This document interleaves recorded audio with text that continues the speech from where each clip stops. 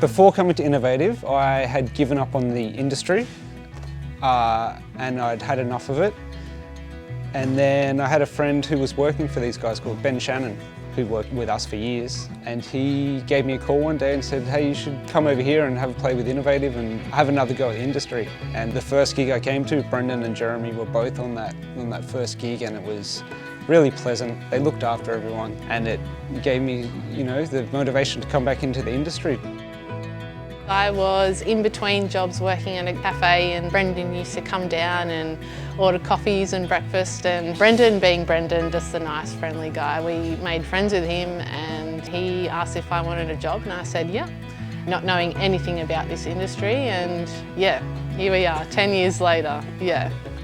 All of the memories are starting to come out as we're talking to different people in the last few weeks who's had any part in this business.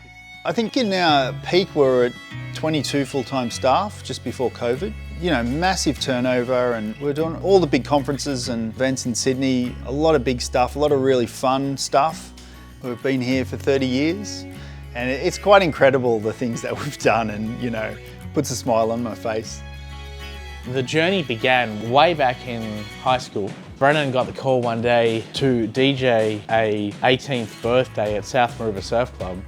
And I'm not even sure if we actually were DJing properly, but in typical entrepreneurial style, just say yes and work out how to do it later. So he said, yeah, we can DJ your party. And then he's like, oh, let's get some gear and we need to DJ this party. I was like, all right, let's go. The rest is history. Here we are.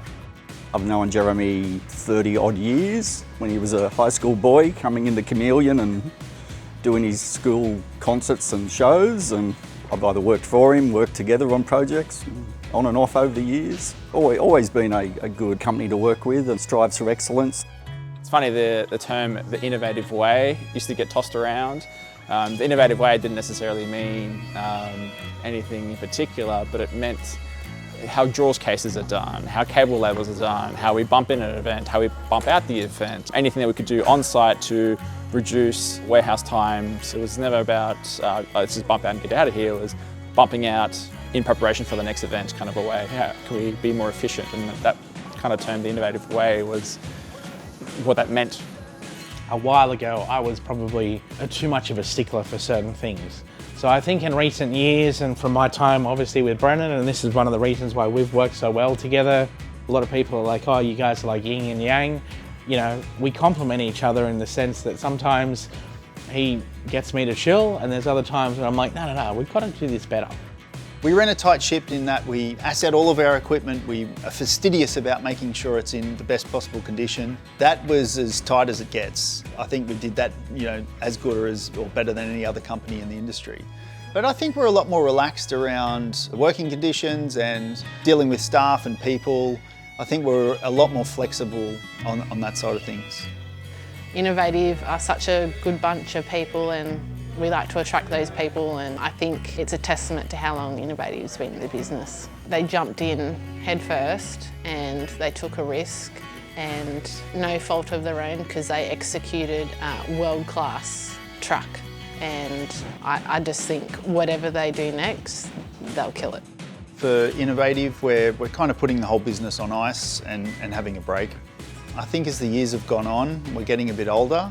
It's really hard to keep that pace going, and we've kind of ticked that box and we've done that stuff, and yeah, I think we'll leave that to the next young company coming through.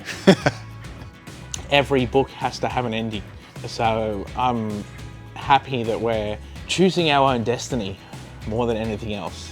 And the world is changing, this industry's tough, and people's expectations are changing, and that's what makes it particularly difficult. But I'm happy that we can choose when it's time to change, and it's a privilege. Not everyone gets that privilege.